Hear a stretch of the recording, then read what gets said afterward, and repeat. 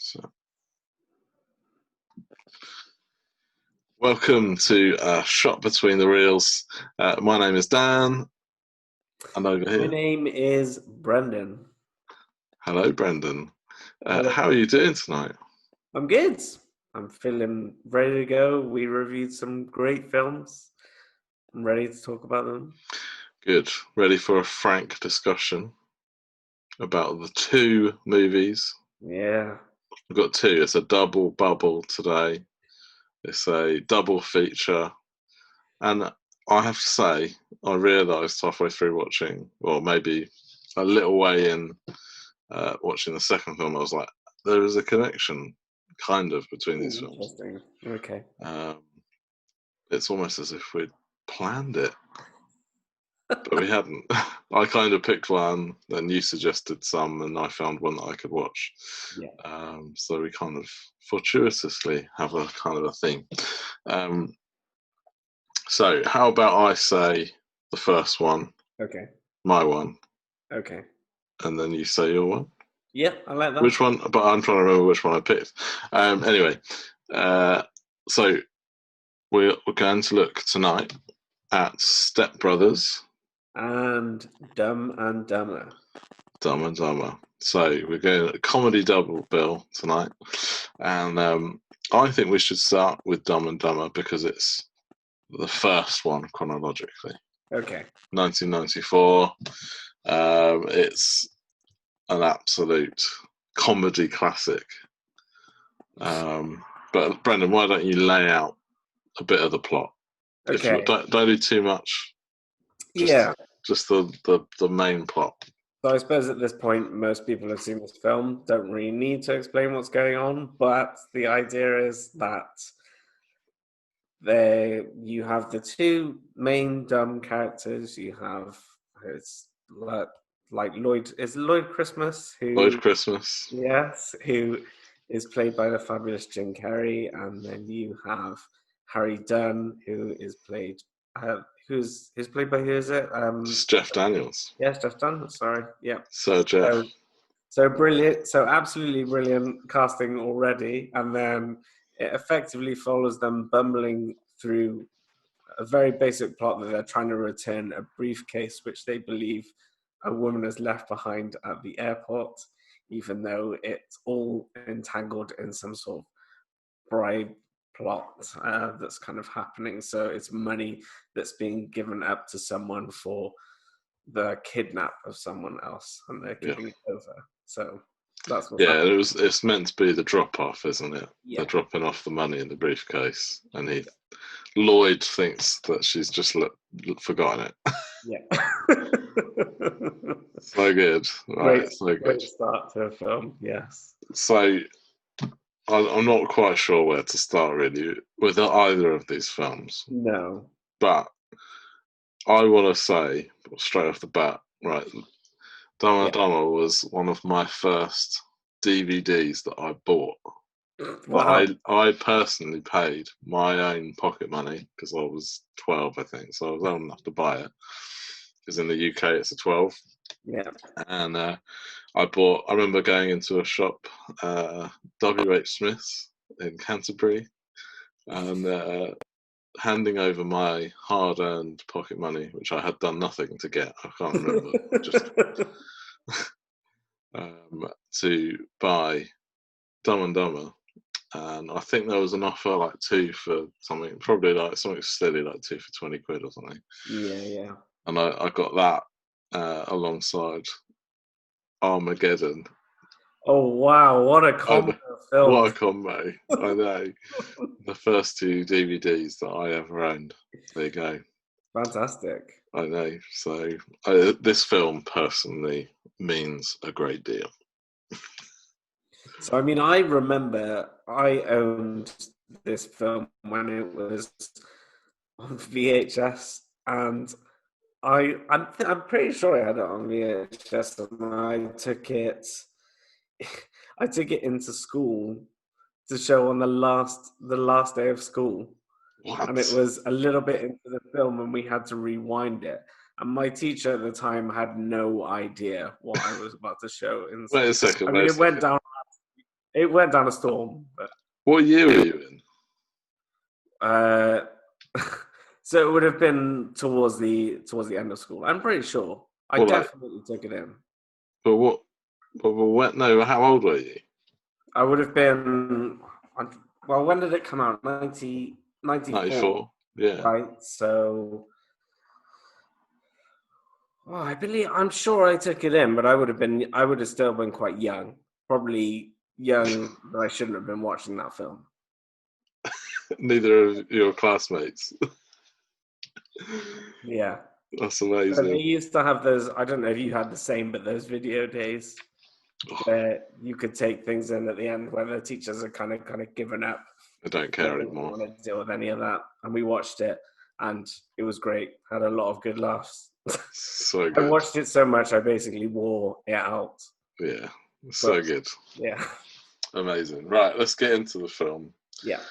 So I love the start of this film with the limo driving up and Lloyd's exchange with this Austrian lady. Yeah. And then he immediately starts doing the Australian kind of stuff, which is just brilliant. And I think for me, like, just after that, it's just there's so much humour in it, so many gags.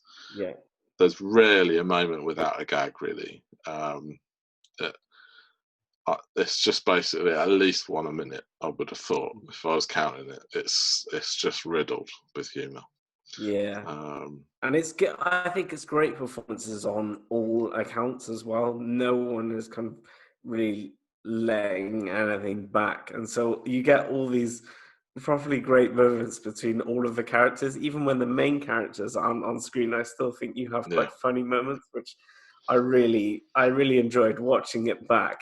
When you get other characters that interact with the main characters, I think that's when you get some of the most gold moments, or especially their trip as they're traveling to Aspen. It's some of the funniest moments. It's just all of it's ridiculous. I made a note that one moment I love is the dream sequence. It's so good. It's still so good. That's Lloyd's dream sequence, yeah. Yeah. So when he's driving the car, he falls asleep, and he just imagines these ridiculous scenarios where he meets this woman of his dreams, and they. I think there's quite a lot of physical humor. I think more that's happening in this film. So you get a lot of moments where I think if you weren't, it's not necessarily always told through the dialogue, but more told through what you're actually seeing in front of you. Well, I guess the iconic gag from the film is the when he's on the chairlift, and Harry licks it and gets the tongue stuck on, and like I mean, before I'd even seen the film, I'd seen that on telly. You know, like that. It probably is in the trailer and in the adverts on telly when it came out. As a kid, I probably remember seeing it. But yeah, that kind of physical comedy is really important. I mean, I got to a point where I'd seen this film so many times that I remember noticing that point where when they leave their apartment, they think the gas man has come with a gun because they haven't paid the gas bill.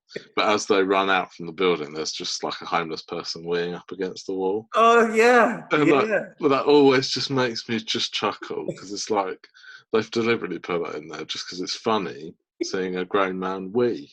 You know, it is. You know, at least the sort of people who will find this film funny will find that funny. Definitely. So it's a bit like later on when he's filling the car with the fuel, and then it leaks because he's got the leg up of the dog, because the car looks like a dog.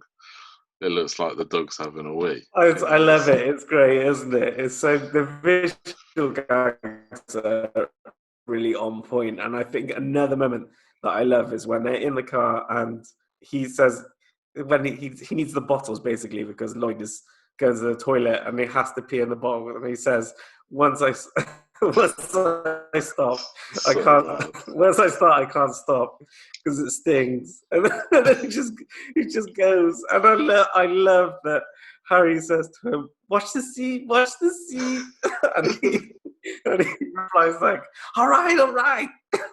So It's the yeah, little moments, the chemistry between the characters yeah, is so well done. I love it. yeah, 100%. I mean, I remember hearing something. I mean, I should have checked this before we chatted, but I remember hearing that up until this point, Jeff Daniels was just a straight up serious actor. He'd never done comedy before, I think um, that's true. Yeah. which is just bananas because he's so funny. Yeah.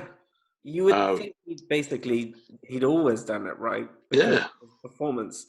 And I mean, maybe yeah, it might just be something that Jim brings out in him. You can't really yeah, tell. It's almost like but he matches his pace so well. I mean, they're both yeah. really funny, right? I mean, most people would be. I would have thought if you're acting up against Jim Carrey in a comedy, I mean, in some ways, it's probably a benefit that this was still fairly early on in his career. Yeah. But like, you would probably be bricking it, and you would know you've got to be bringing your A game I if you're think so. acting with Jim. It Like, had to be intimidating, right? Surely. yeah, I would yeah. have thought so. Because So this is him at a peak level. I'd say he's bringing it. So every performance that he gives, he really is. Most of the time, he's stealing the show. I would say I know. he's pretty high on that list. Yeah, and that's what I like about this performance actually, because it never feels like that. It never feels like it's Jim Carrey upstaging everyone else. No, It definitely. definitely feels like the two of them are in it together, and they're both dumb, and they're obviously the title's Dumb and Dumber, but you never know like who is dumb and who is dumber. They're constantly kind of just as bad, really, Yeah. and so yeah, I actually think with Jim Carrey's performance, there are moments and hints, even in this film, where you can see actually this guy can really act. He's not just a comedian. Um, Mm. Even in like the slightly more emotional moments, which are kind of still funny, he's actually doing it properly. He's not just having a laugh. I Yeah, really love Jim Carrey anyway. So I think you could tell they really care. I think if you're not a massive Jim Carrey fan, this probably isn't going to do anything to win you over. I don't think. no, But for me, and maybe it's because I watched it at a younger age and it stayed with me all that time, and I yeah, think I have a special connection to it. It's not. It isn't amazing. In reality, it's probably not an amazing film, but to me, I really love it. It's a good yeah, example as well. I was kind of thinking about the fact, in light of the other film that we watched, how it was made a long time ago, and it doesn't rely necessarily on being crude with its language. no, It may be crude sometimes in its visuals, and it's definitely implied there's a bit more, probably like sexualized humor, essentially, that exists inside this film. yeah, But I think regardless of that, yeah. it doesn't get laughs out of being crude with its language. It gets No, laughs I don't think it does. I mean, there's a from few moments where, like, I mean, I love the scene where they go to like the fundraiser event and they're in the tuxedos, and there's a bit where they walk in and he goes, "Look at the fun bags on that horsehound," which I remember my brother and I laughing about that many years ago. yeah. And then you got the response, which is the Hannibal Lecter. Yeah, I'd like to I'd eat like her to. liver. I'd like to So eat a thoroughly, liver, farmer meats, and a like bottle of Chianti. so good. It's just so funny.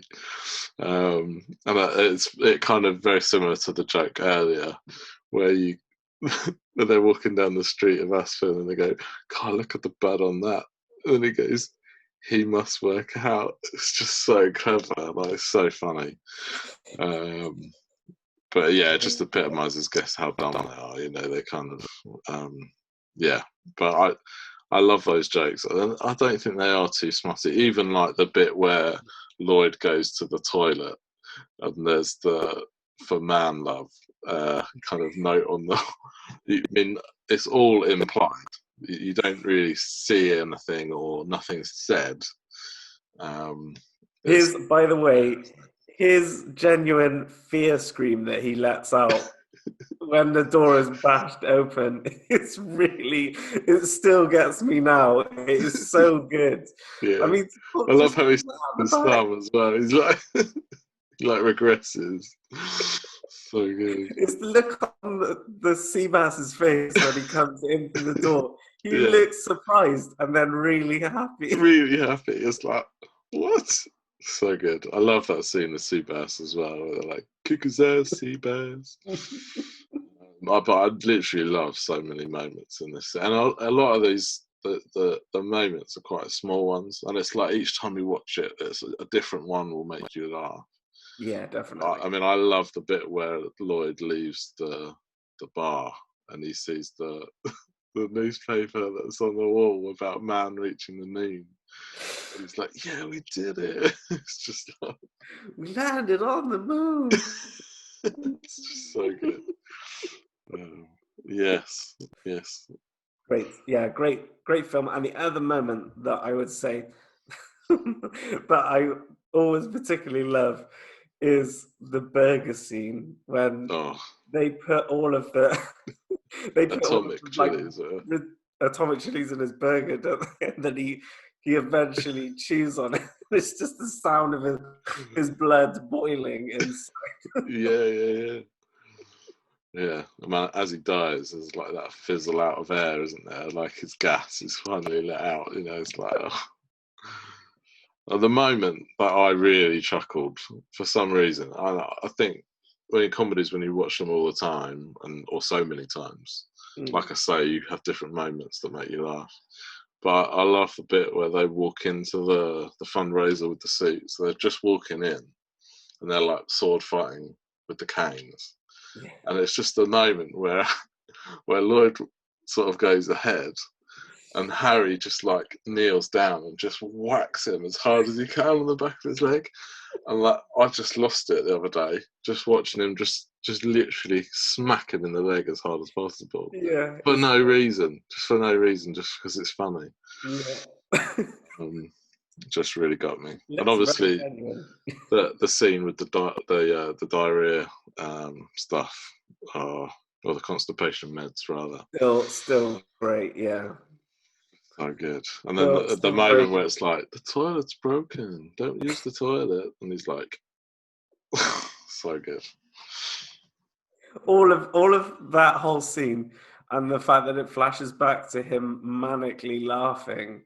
He's like manically laughing while he's riding over on the hog, which is great. And then I also, the moment that my sisters and I always quoted when we were younger was "You sold my dead bird to a blind kid? He didn't even have a head." And I love his reply is that, so good. "Harry, I took care of it."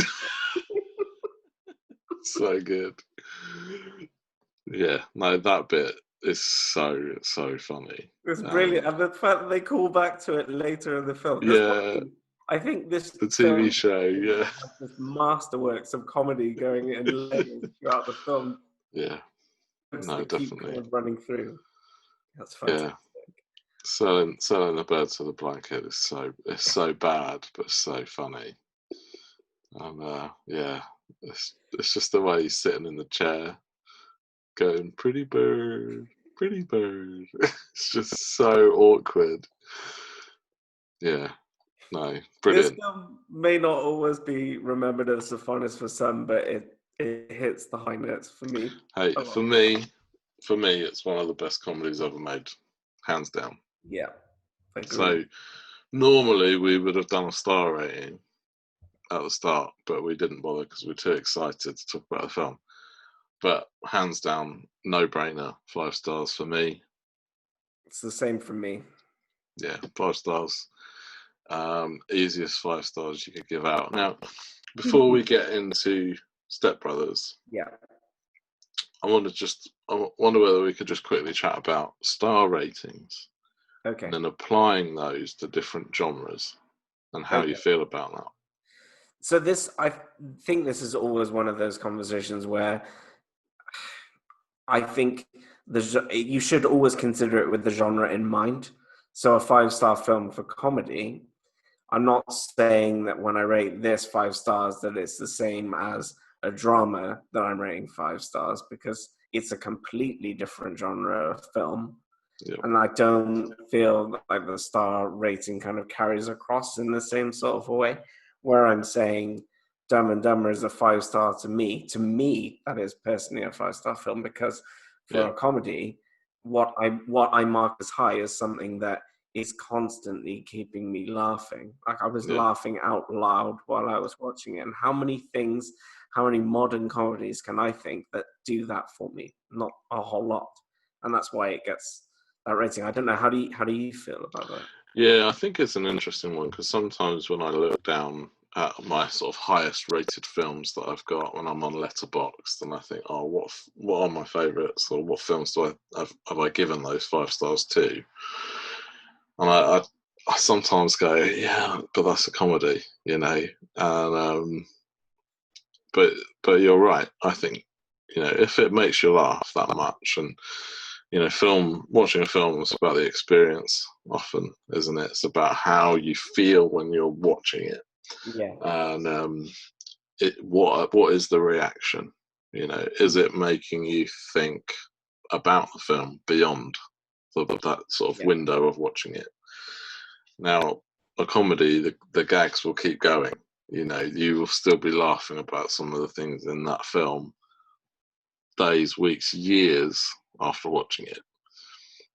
That's not going to be the same for other Absolutely. films, but there will be within the different genres. There will be different things that will stay with you or have an impact on you. Yeah. And I think that, yeah, although there is a bit of a tension there, it is what it is. You know, Yeah. it is. You know, comedies are going to feel very different to other films, and I guess maybe that's why. I mean, the Golden Globes is a bit of a farce, really, but they do split off comedy into its own sort of section with like musicals, Yes. don't they? Yeah. Exactly. And I think they're trying to address that actually there's almost like a different skill at making like different genres, and I think there's respect. I would give respect to that, at least that concept. Um, so yeah, but the trick is it's tricky, isn't it? Because some films are comedies, but they're not first and foremost comedies. So They have something like, comic elements to them. yeah, so like Wolf of Wall Street, it's one of the funniest films of the last sort of 10 years. But is it a comedy first and foremost? I don't think it is really. Exactly. So it's No. funnier than most comedies, to be fair. Yeah. But It's funny because it's ridiculous. I think. Yeah. yeah, Yeah. yeah, no, for sure. Cool. Shall we go in for Step Brothers? Yes. Let's do that. Um, So, how about you this time sum up Step Brothers for us? so Step Brothers is an Adam McKay comedy starring Will Ferrell as Brennan and John C. Reilly as Dale. Their parents at the start, you see their parents kind of hook together and they get married. So we end up they end up living in the same house as stepbrothers. And basically, you kind of see them not get on and then eventually get on. And kind of that's basically the story, really, of them kind of going from these kind of losers, these 40 somethings who are still at home with their parents, to kind of being sort of forced to grow up. Is kind of the concept. And I think the parallel here with Dumb and Dumber is that actually the two comedic leads are two idiots, basically. And we've somehow managed to get films that's the main point, really, that you've got these two idiots and they're trying to get through whatever they've got to get through. Yeah. So yeah, Brendan, what are your thoughts as you revisited Step Brothers? So I try and revisit the film semi-regularly, I'd say, on a basis, because it's one of those comedies that just makes me laugh so much, like genuine belly laughs and laughs out loud. It Yeah, really has a lot going for it. One, I really love usually most of the time love a Will Ferrell led film, especially John C. Reilly. The chemistry between the two characters is often really good, and they give it their all in this. Again, I think this really, in reality, is probably less of that physical comedy that we're seeing in Dumb and Dumber, and yeah, more a comedy of wit and well, wit to a degree, but the wit yeah, probably more in the dialogue. It's definitely more played out in the dialogue yeah, between characters. And so, and we've spoken at length before about some of our favorite moments in this film. I mean, there's lots. I've got them written down here. A few probably for one of the more good introductions. I do love him putting his nuts on on yeah, Dale's drum set and yeah. him talking about you touch my drum set and he's like rubbing his nuts on his drum set. Like So that good. moment is great. And then there's also the right at the very end of the film gets me every time is them coming in a helicopter and being at the playground full of kids. Yeah, it's just so bizarre, isn't it? It was great. It's like a Yeah, properly good way to end the film after that. And then there's a few moments like meeting Dale's brother for the first time. Absolutely. Well, I mean, you rightly said before that the first time you actually see Dale's brother is when. Brennan's brother. Oh yeah, sorry, Brendan's brother. It's all right. When he says his mother is telling the story about how he's berating him when he sings in public for one of the first times Yeah, about Dale, about Brennan has a mangina, isn't it? And then, so good. which is fantastic. And then you get that moment of his brother being in the car, introducing the family, and they're all singing "Sweet Child of Mine," which is So fantastic. bad, isn't it? I Yeah, mean, and he's just being like really nasty to his wife, isn't he?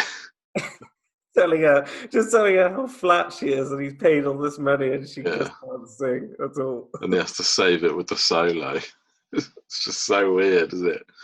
He's such an odd guy. That brother is brilliant. I He's love it. just so arrogant. It is the epitome of the ultimate dick character. It's Yeah, so great. I love definitely. it. What about you? Are there any moments that you Yeah, can? well, I was just thinking actually. I remember seeing this in the cinema and going with the wife, who was my fiance at the time, and a couple of friends, and just like laughing the whole time. And actually, on my stag do, there was a point where we were at my house for a bit, and we put this film on because it is just so funny. And yeah, as I watched it again, I was very aware that it, the gags just keep coming from the start for quite a long time before there's Yeah, a lull. I think there is a lull about before the final third, like before that final act, where they yeah, have yeah. to start growing up when they get kicked out of the house, and they kind of fall out. That moment, there's a bit of a lull for a few minutes where it's kind of funny, Mm. um, but it's before that, it's just like gag after gag.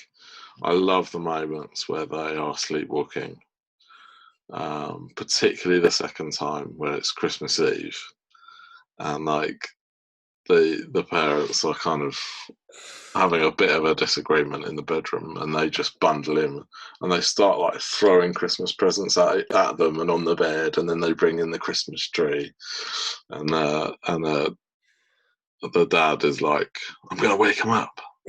And she's like, "Don't never wake a sleepwalker." And it's like, "That's a myth." And then obviously they like, but both start screaming and pick him up and throw him down the stairs, which is just, I mean, that sequence is incredible.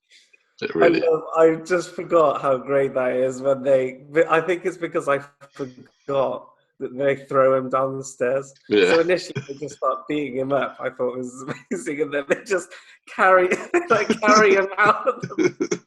Just throw him downstairs. So good, so good. I mean, for me, I love that first meal that they have, and the kind of exchanges that are on that table. It's just so good. But all of that sequence at the start where they get the wedding is happening, and they're kind of kicking up a fuss, and yeah, I said 4 times I didn't want salmon. There's tiny moments in that wedding actually that are great. I think there's a bit where it's like an older relative. I think she's playing with Dale's pills, and he's just annoyed. He kind of swats her off. Yeah, it's just so good. But like that actually really great. I love that. One of my favourite moments is shortly after that, when Dale is talking to his dad, and he's kind of talking like, he's talking about when she comes out, when she finds him, and he's just come out of the shower, and he describes how he's got a luscious V of hair growing down from his chest pubes to his ball fray. And it's just that description. It's just literally so funny. And that's what I mean. Like that start sequence, all of that stuff, just so funny. I think there's so much gold in this film. And also, the other moment is when they're in the treehouse and they're connecting over the fact that they hate Brennan's brother, and through porn magazines. Yeah, and then I love that when Dale's like, I've got pornos from the 70s, 80s, and the 90s. It's like masturbating in a time machine. It's like, what? That line is so good. I think when they're reading and then his brother comes up and he says, gradually it builds to the fact that he says, you both look like you're really ready to punch me, and he keeps hanging them on. And you think, how is this going to go down? He just Dale squarely punches him in the face and just knocks him out of the tree. Yeah. This that's so good. It's such a classic moment. Yes. And then after that, obviously, they're like best of friends. That's when they realise actually they're very similar. And you have that great montage sequence of them doing kicking pumpkins and measuring their penises and all that stuff, which is just so funny. And then it culminates to the bunk beds, which I absolutely love. I love the bit where they're like, the parents can hear the power tools. And the dad's like, Dale, I said no power tools. And he's like, it's my toothbrush. It's just clearly not. And I love how he shouts that and the drill's still going. You know, it's just so good. But yeah, brilliant. I think great moments when they have that moment of he jumps into the bunk bed and it just collapses, falls on top of it. So good. So good. Yeah, again, I suppose now we're kind of recounting it. I think there are still a lot of physical comedy moments, but it definitely seems to rely more heavily on the dialogue that's taking place. And it's that banter between the characters, isn't it? Particularly, obviously, the two brothers, or stepbrothers, but yeah, a lot of that kind of riffing, and you can tell that they're like ad-libbing a lot. And I mean, the interview sequence is great as well. I love the bit where they go in and you can see that he's wearing tux and the tails, the panned stuff. It's just brilliant. And the Seth Rogen interview with the fart. It's just classic stuff. Yeah, Seth Rogen offering them the job, and then he just pulls off the longest fart in the world, and he talks about being able to taste it on his tongue. No, I love the way Seth Rogen like licks his teeth. He don't come and does that. Taste it. It's just so clever. I love it. Genuinely super funny. It's a brilliant kind of person just to put in that role, that tiny role, and it's so great. Yeah. I think there are probably, if I was being super harsh, it probably isn't quite as funny as Dumb and Dumber if I was going to pick one over the other. I think this one, Step Brothers, has a lot more bad language, which I don't mind too much, really. I mean, some of the things they say to their parents are so funny, when they're getting in trouble. Yeah. It's just so good. But they are a bit reliant on the bad language. I think part of what makes that funny is the fact that they are almost still like kids, but they are clearly adults. So you can't, Yeah, it's their right to kind of speak almost how they do, but then it's kind of horrifying as well. I mean, I personally rated this film 4.5 stars out of 5, and I marked it down personally for that exact same reason, that I think it relies heavily on. I think at times it relies quite heavily on the profane language. Not necessarily that the swearing is all that bad. For some people, it might not bother them, but for me, I think it sometimes in films and comedies it implies to me a sense of laziness because it's a shock value thing. yeah. And You don't really want to overplay that card, do you? yeah, and there's proof that if you hold it back and you wait for the right time to drop it, it can be genuinely hilarious, and you can Yeah, do just as much really without using the language and get so much more. And Dumb and Dumber is a fair example of that. Yes, yeah, maybe it uses more toilet humor, and that's not for everyone either. But I think I yeah. get more genuine laughs out of that. I personally, maybe that makes me a child, but Yeah. I think. I mean, for me, I'm still giving this film 5 stars, Mm, because there are just so many laughs, and yeah, I think you get to a point where actually, if I've laughed this much, and and if I want to watch this film that many times, I can't give it anything else but 5. yeah. So I love it. The whole Catalina wine mixer stuff is funny. Great. Um, It's a but really yeah, I don't think the payoff at the end of this film is quite as good as the one in Dumb and Dumber. If we were going to compare the two, the bit in Dumb and Dumber where they kind of all end up in that hotel room and they kind of are realizing what's going on, and that kind of ties up much better, I would say, as an actual story. yeah. I think There's so. an element that actually with this film, it's not really about the story. It's actually just an excuse to sort of have these two guys be really funny. Well, and it's the relationship between the brothers, the step brothers, isn't it? Really, I think. Yeah, and seeing them grow. Yeah. I mean, I one of my particular favourite moments is the bit where Brennan, having moved into his apartment, runs out of toilet paper and picks up the bath mat and starts running the tap. I think that is one of the best. Obviously, like we've been saying, physical comedy. There's just music playing in that point. You don't hear any discussion or talk.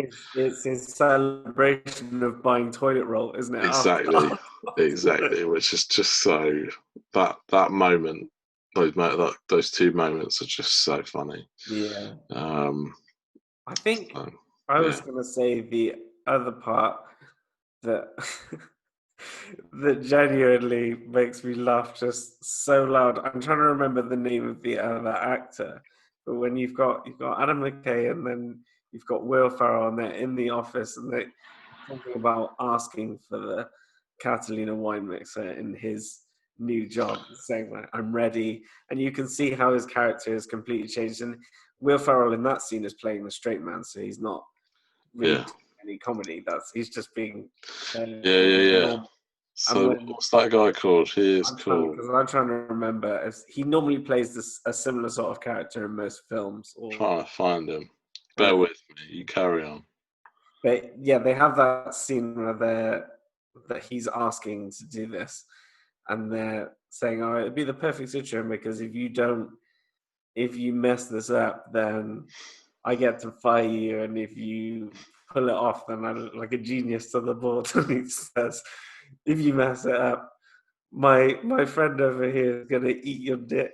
And he says, "Is the fact that he shouts like Kobayashi," and then he just does this.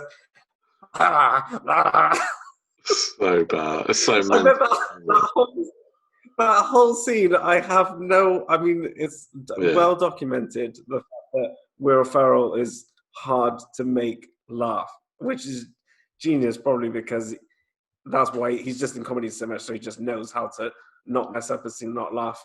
But I would not be able to sit across the table from that, see that, and not just laugh my head off. It is yeah, definitely. immediately hilarious. I love how it's like he's like, Derek, have you actually seen it? Like he's like, yeah, I've seen it, but it was in international waters, so they couldn't do anything about it. It's just like what?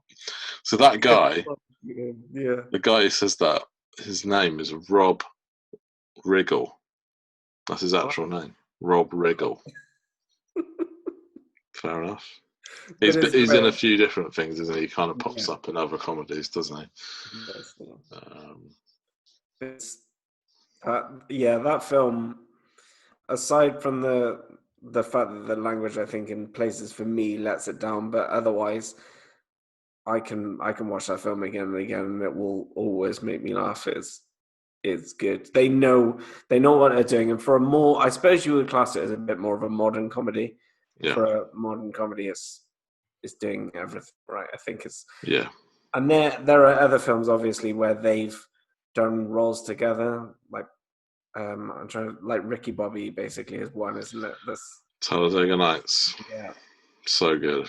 And I love that. I think a lot not that's Yeah, not really for everyone, but for that is me, that almost gets better every time I watch it because it's the humor in that is much more subtle. yes. Yeah. The first time I watched it, I was like, "What am I watching?" And then like I didn't quite get it. Um, and then I watched it again, and I was just weeping. I mean, I would love to talk about that film, but we'd probably run out of time. Yeah, I think we would. Yeah. But for that, just I mean, there's loads of great moments, but I love the bit where in that film with Will Ferrell's character Ricky Bobby, and he's in the hospital and he thinks his legs are paralyzed, and he stabs himself with the knife. That scene is epic, epically funny. But yeah, That film's great. If you have not watched it and you're watching this, I would strongly encourage you. yeah. And if you don't find it funny the first time, give it another go. Give it a week and then put it on again, and you will laugh for Yeah. sure. Yeah. So, two great comedies, two comedy classics. I think we made good choices. I think so. Definitely. I enjoyed watching them. Did you? I did very much so. It's nice to revisit a comedy and get a laugh in the current times that we are in. So, Where would you put? Would you put either of those films in your top 5 comedies? if we're talking about top 5 comedies, yes, I would. Yeah, Which one? I think I'd potentially put both. To be honest, I mean, thinking now, it nearly always Dumb and Dumber would definitely go in there. Step Brothers would probably come in and out depending on what is kind What of mood you're in? happening. Well, I mean, there might be something else that comes along that just tips Yeah. off. I don't know. Other comedies that you would go to in a heartbeat if someone said, "Let's watch a comedy." That is, yeah, that's a question. Not I one. think for me, I'm thinking Borat is up there as an absolute Borat's fantastic. work of genius. Yeah. Anchorman is another one. Ace Ventura was another one for me, Wow. Yeah. and The Big Dog for me, The Big Lebowski. I was literally about to say that definitely would hit my top 5. That film is genius. Yeah. I mean, I might have a top 5 there. I don't know. I mean, I might need 10. I watched that film in an outdoor cinema, and it was fantastic. Yeah, well, Yeah. I remember hearing there were complaints because obviously a lot of that. There's a heck of a lot of F-bombs in that film. I mean, they kept telling the kids to go home, but no one wanted to leave. They took a long time to put it on, but it was worth staying up late. I thoroughly enjoyed watching it with all those people around me. Yeah, so good. Right, yeah. It's been a pleasure, Brendan. Always. And I think it's time for us to say goodbye. See you later. See you later. Bye, everyone.